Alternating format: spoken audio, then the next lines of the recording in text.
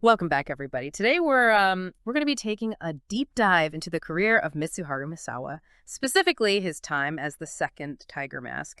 We've got some really interesting notes here from a wrestling historian about Misawa's time under the mask, and it's not just about wrestling moves or championships. This is about legacy and the weight of expectations and the challenges of carving your own path when you're following in the footsteps of a legend. What's so fascinating here is that Misawa's journey begins in 1984. And that's a really interesting time in pro wrestling. There was a lot of change happening. You had the rise of UWF, guys leaving New Japan. It was a wild time.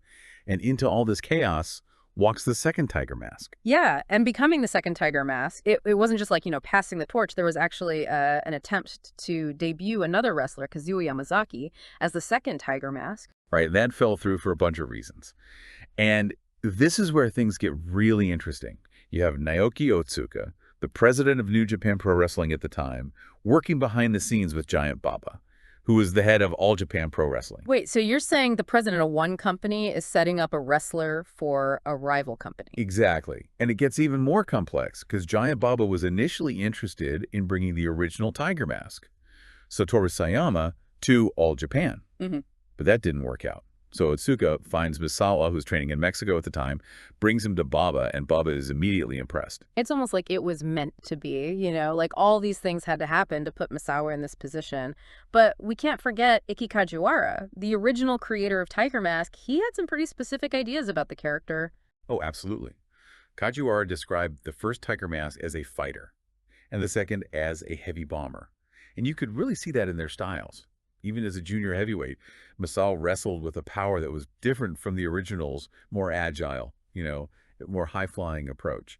And he brings this style to All Japan, which at the time had a junior heavyweight division known for high flyers like Dynamite Kid and Davey Boy Smith. So it seems like Misawa was trying to do something different with the character. Did the fans buy into this new, more powerful Tiger Mask, or were they constantly comparing him to the original? But he was walking a tightrope. Yeah. On one hand, he's pulling off these incredible feats.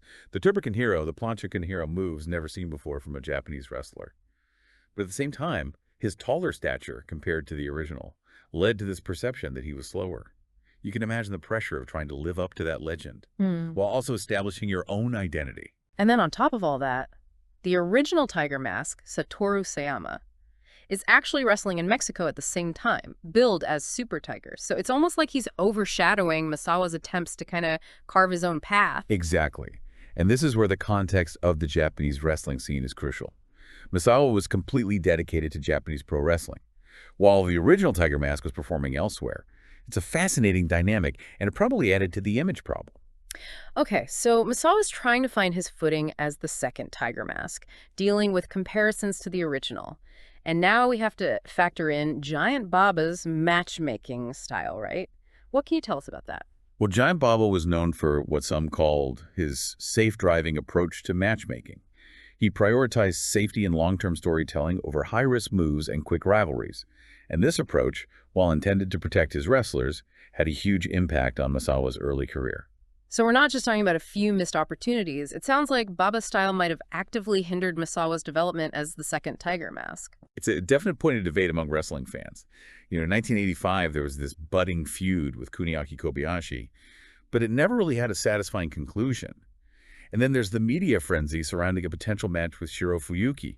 All hype, no payoff. It's like building a house with no roof. So what was the impact of all this? We know that Misawa was incredibly talented. Did Baba's matchmaking actually hold him back, or was it serving a different purpose? Well, it's hard to say for sure, but what's clear is that Baba's cautious approach created a very specific narrative around Misawa's early career. He was featured a lot, yes. Yeah. But often in tag matches or multi-man bouts, that lacked the dramatic weight of a heated one-on-one rivalry. It was a very, as our source puts it, practical presentation style. And we can't forget that Misawa had his own ambitions. He wanted to move up to the heavyweight division, so it's almost like his time as the second Tiger Mask was a waiting game. That's a really good point. And this transition to heavyweight is where things get really interesting, because the Tiger Mask mystique starts to face its biggest challenge yet. You see, in the heavyweight division, losses are just part of the deal for everyone, except for the top guys. And this was a real problem for the whole Tiger Mask image, which up to that point had been all about being nearly unbeatable. Right. The first Tiger Mask only had the one singles loss, and even that was because of a foul. And as a junior heavyweight, the second Tiger Mask, he only lost by pinfall once. But then when he moves up to heavyweight, he loses to all these big names like Jumbo Tsuruta, Junichiro Tenryu, Stan Hansen, Ted DiBiase. Even when he went for the AWA World Heavyweight Championship against Kurt Hennig, he lost. And same thing for the NWA World Heavyweight Championship against Ricky Steamboat.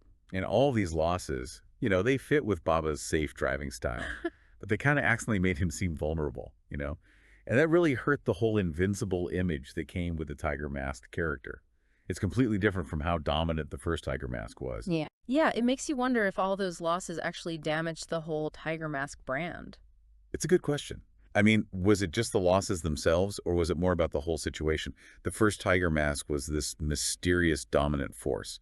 But with Misawa, you could see he was super talented, but he had all this pressure to live up to the legend. And Baba's style of matchmaking didn't really help him. And we can't forget, he was still wrestling under a mask, right? So it's like he's stuck between two worlds, the legacy of Tiger Mask and his own desire to break free and become Mitsuharu Misawa. Yeah, that's a key part of his story. And it all leads up to 1990, the year he takes off the mask. But it wasn't like a sudden decision. There were hints that he was getting ready for a change. Okay, I'm all ears. Tell me more about these hints. Well, he changes his mask and his costume.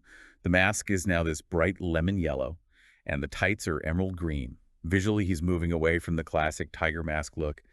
And then he has that really successful run with Toshiaki Kawada. They win the Asian Tag Team Championship. And he starts appearing at these huge events.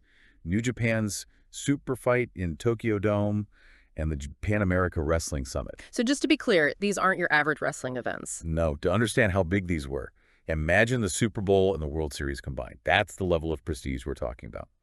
And Misawa, still wearing the mask, is showing everyone he can compete with the very best. So he's raising his profile, showing what he can do, but he's still got the mask on. And then it happens. May 14th, 1990, at the Tokyo Metropolitan Gymnasium. Misawa's in a tag team match with Kawada. They're going up against Jumbo Tsuruta and Shiro Fuyuki. Picture yourself in that crowd, the energy's through the roof, and then suddenly, in this move that shocked the entire wrestling world, Misawa rips off his mask. It was this incredibly powerful moment, like a declaration of independence. Yeah, it's like he's saying, I'm done living in the shadow of Tiger Mask. I'm Mitsuharu Misawa, and I'm here to stay. Exactly. And of course, that moment sets the stage for his amazing career. He became one of the most respected and celebrated wrestlers in Japanese history. But that, as they say, is a story for another deep dive. So we've gone through the whole second Tiger Mask journey. It's all about legacy, expectations, and this unique wrestling style. What stands out to you? What's the biggest takeaway from this part of his career? For me, it's about that struggle between honoring the past and making your own way. Misawa got this amazing chance to be this legendary character, but it came with so much pressure, and ultimately, it held him back. The second Tiger Mask story isn't just about winning and losing. It's about trying to define yourself when you're living in someone else's shadow. It makes you think about all the expectations we carry from our families, our culture, even our own past experiences. And sometimes the bravest thing you can do is break free from those expectations and just be yourself. It really makes you think about the unmasking as like a turning point, right? Like a whole new beginning. But what if all of his struggles as the second Tiger Mask, like even those losses and the frustration with Baba's matchmaking, what if that actually helped him become the legend he became later on? That's a really interesting way to look at it. It's like all those challenges were shaping him, getting him ready for something even bigger. Yeah, like he needed that time to transform, to wrestle with those expectations, to really become Mitsuharu Misawa. And I think you also have to consider the whole context of Japanese wrestling. Oh, definitely. The respect for tradition, the importance of lineage, it all adds another layer to Misawa's story. And you can't forget about Giant Baba's influence. His safe driving style might have frustrated some fans, but it also created this culture of respect and longevity in all Japan. And maybe in the long run, that slower, more careful approach actually helped Misawa. It gave him time to develop his skills, to really master his craft, and then to finally break free from the Tiger Mask persona on his own terms. It's so interesting to think about what might have happened if things were different. Like, what if Misawa had more chances to shine as a singles wrestler early on? Would a more aggressive, risk-taking style have been better for his heavy bomber persona? Or did he need that period of restraint to really reach his full potential? So many possibilities, right? It's like we're looking at all these alternate timelines. But in the end, Misawa's past took him through those challenges as the second Tiger Mask, and it led him to incredible success as himself. So, for our listeners who are maybe new to Japanese wrestling, what's the one thing you want them to take away from the second Tiger Mask story? I'd say focus on the journey, not just the destination. Pro wrestling is full of these amazing stories of change, of wrestlers trying to figure out who they are and what their legacy will be. And sometimes the most powerful stories are about the wrestlers who step out of the shadows and make their own way. Well said. And on that note, we want to thank you all for joining us for this deep dive into the career of the second Tiger Mask.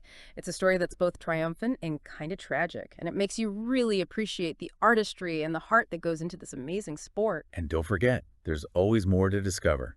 Keep exploring, keep asking questions, and keep diving deep into the world of professional wrestling. Until next time.